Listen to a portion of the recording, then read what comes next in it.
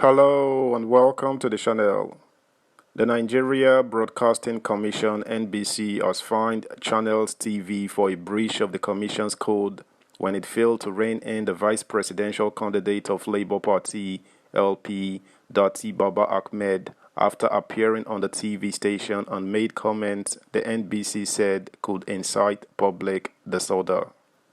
President-elect Bola Ahmed Tinubu had only a few days ago dragged the NBC for their failure to caution the station, and now NBC sharply slapped 5 million fine for their body. Problem not the finish.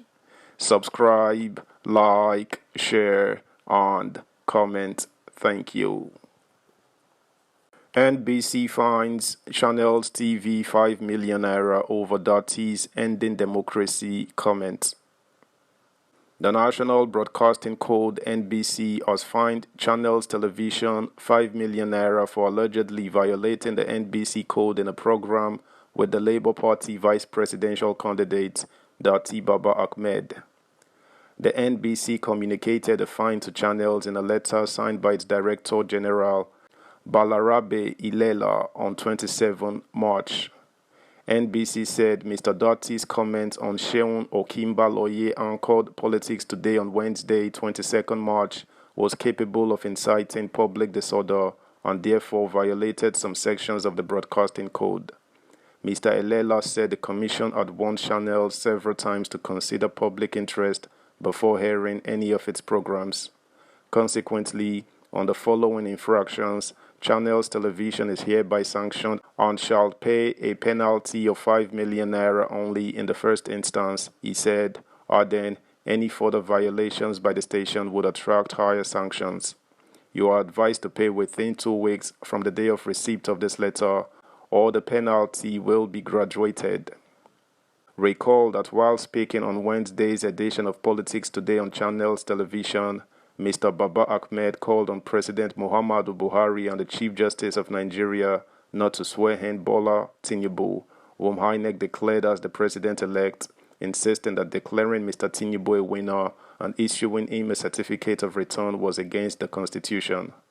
Whoever swears in Mr. Tinubu, Mr. Baba Ahmed said, has ended democracy in Nigeria. He said, Mr. President, do not hold that inauguration. CJN, your lordship, do not partake in unconstitutionality. I am taking these risks for the sake of my country. Yes, it is extreme, and I am saying it. It was more extreme for Yakubu, INEC chairman, to issue that certificate of return. It was reckless. He is putting all our lives in danger, all of us. I am telling you that on the 29th of May 2023, swear in Tinubu as this result says, you have ended democracy, whoever you are. You cannot swear in people who have not met constitutional requirements.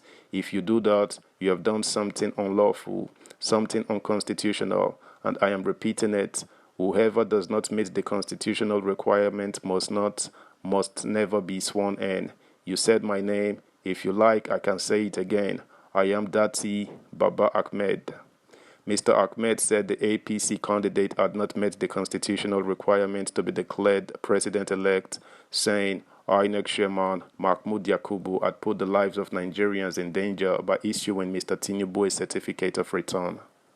Swearing in a ticket that has not met the constitutional requirements of the constitutions is ending democracy. Quote me on it, and that is indeed a correct interpretation, he said. However extreme it is, I am saying it on national TV.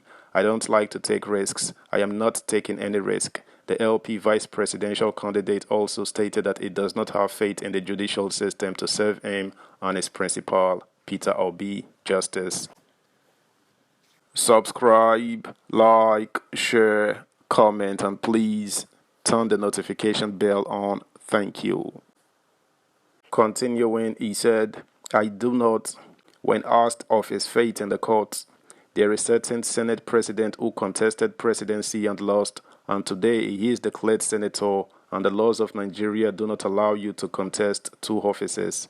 I was contesting governorship in Kaduna, but I withdrew before the contest, and that was why I was nominated as vice presidential candidate on this ticket. Electoral Act violated. promises violated.